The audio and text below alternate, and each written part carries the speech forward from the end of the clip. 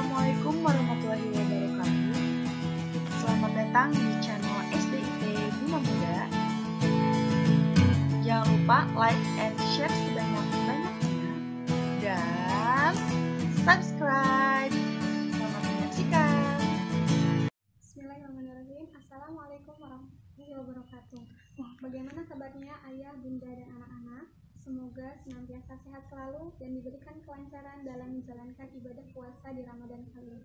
Tetap semangat meskipun Ramadan kali ini suasananya berbeda dengan Ramadan sebelumnya. Walaupun begitu, iman dan amal kita harus tetap meningkat karena Allah akan tetap melipat gandakan pahala di bulan Ramadan. Jadi ini adalah kesempatan besar bagi kita semua untuk berlomba dalam melakukan kebaikan. Seperti misalnya membantu ayah bunda dalam menyiapkan makanan untuk berbuka puasa, menyiapkan sahur, dan melakukan amalan-amalan baik yang lainnya seperti bersedekah, membantu teman, dan membantu sesama saudara. Alhamdulillahirrahmanirrahim. Wa bihi nasta'in wa ala umuri dunya waddin wa ala alihi wa sahbihi ajma'in amma ba'du. Puji serta syukur marilah kita panjatkan kehadirat Allah Subhanahu wa taala yang telah memberikan kita nikmat iman, nikmat Islam, nikmat kesehatan sehingga sampailah kita pada bulan Ramadan kali ini. Tak lupa sholawat serta salam semoga selalu tercurah limpahkan kepada junjungan kita Habibana wa Nabiyana Muhammad sallallahu alaihi wasallam, kepada keluarganya, para sahabatnya, serta kepada kita selaku umatnya hingga akhir zaman. Baiklah, hari ini Bu Sifa akan berbagi kisah tentang Nabi Yusuf. Siapa yang tidak kenal dengan Nabi Yusuf? Hayo. Ya, Nabi Yusuf adalah salah satu nabi dan rasul yang wajib kita ketahui di antara 25 nabi dan rasul. Siapa yang masih ingat dengan nyanyian 25 nabi dan rasul? Untuk mengingatnya, kita nyanyikan bersama-sama. Adam, Idris, Nuh, Hud, Saleh, Ibrahim, Lut, Ismail, Ishak, Yakub, Yusuf, Ayub, Su'eb, Musa, Harun, Zulkifli, Daud, Sulaiman, Ilyas, Ilyasa, Yunus, Zakaria, Yahya, Isa, wal akhiru khatimul anbiya, Muhammad al-Mustafa. Yang dikenal dari sosok Nabi Yusuf alaihi salam? Yaps, betul. Nabi Yusuf alaihi salam dikenal sebagai nabi yang paling tampan. Ketampanannya terkenal hingga pelosok negeri. Jadi, penasaran dengan kisahnya? Mari kita simak ceritanya berikut ini. Kisah Nabi Yusuf alaihi salam termaktub dalam Al-Quran surat Yusuf, menceritakan tentang Nabi Yusuf yang merupakan anak dari Nabi Yakub. Parasnya yang tampan membuat saudara-saudaranya menjadi iri, apalagi Nabi Yusuf merupakan anak kesayangan Nabi Yakub. Suatu malam, Nabi Yusuf bermimpi melihat 11 bintang, bulan, dan matahari bersujud kepadanya. Ketika Nabi Yusuf menceritakan mimpi tersebut kepada ayahnya, Nabi Yakub menyuruh Yusuf untuk tidak menceritakan mimpi tersebut kepada siapapun. Nabi Yakub mengatakan, arti mimpi itu ialah bahwa suatu hari Yusuf akan menjadi orang besar dan semua anggota keluarga termasuk ayah, ibu, dan ke-11 saudaranya akan tunduk hormat terhadapnya. Akan tetapi, kecemburuan saudara-saudara Yusuf tidak bisa terbendung lagi hingga mereka membuat rencana untuk melenyapkan Nabi Yusuf selama-lamanya. Dengan alasan mengajaknya pergi menggembala, Nabi Yusuf dibuang ke sumur oleh saudara-saudaranya. Kemudian, saudara-saudara Yusuf pulang dan menyampaikan pada Nabi Yakub bahwa Yusuf tewas dimakan serigala. Nabi Yakub sangat berduka karena kehilangan Yusuf. Ia menangis selama berhari-hari hingga matanya menjadi buta. Sementara itu, Yusuf yang berada di dalam sumur tetap hidup berkat lindungan Allah Subhanahu wa taala.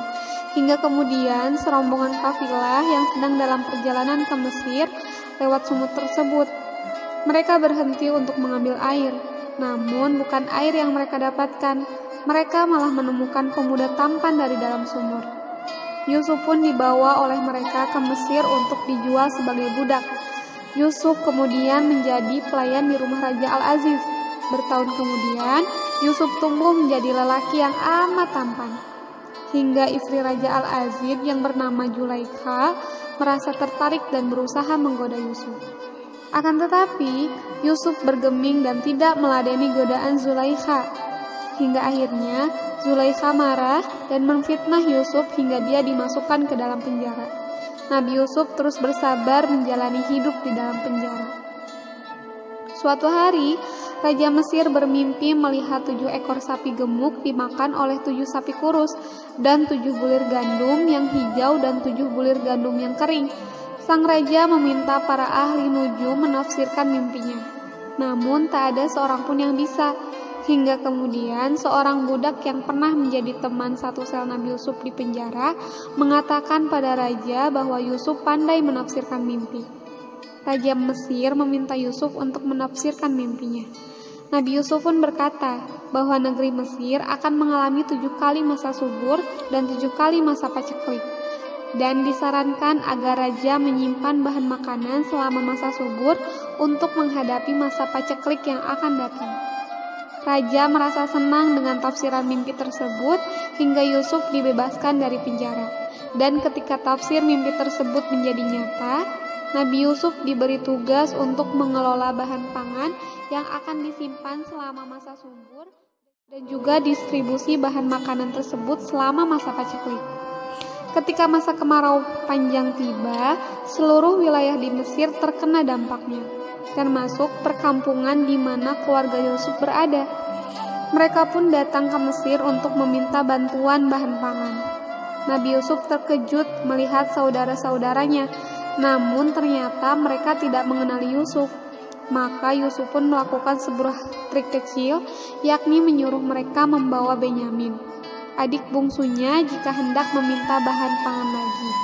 Jika tidak, mereka akan pulang dengan tangan kosong. Mau tak mau, saudara-saudara Yusuf pun menuruti permintaan tersebut. Meski dengan berat hati, Nabi Yakub merelakan Benyamin pergi ke ibu kota Mesir untuk meminta bahan pangan. Ketika saudara-saudaranya hendak pulang, Yusuf memasukkan sebuah piala emas dalam karung yang dibawa oleh Benyamin. Hal ini menyebabkan Benyamin ditahan dan tidak boleh pulang ke kampung halaman. Nabi Yakub pun semakin bersedih karena kehilangan anak bungsunya. Duka yang ia rasakan akibat kehilangan Yusuf belum hilang, ditambah lagi Benyamin ditahan di ibu kota Mesir.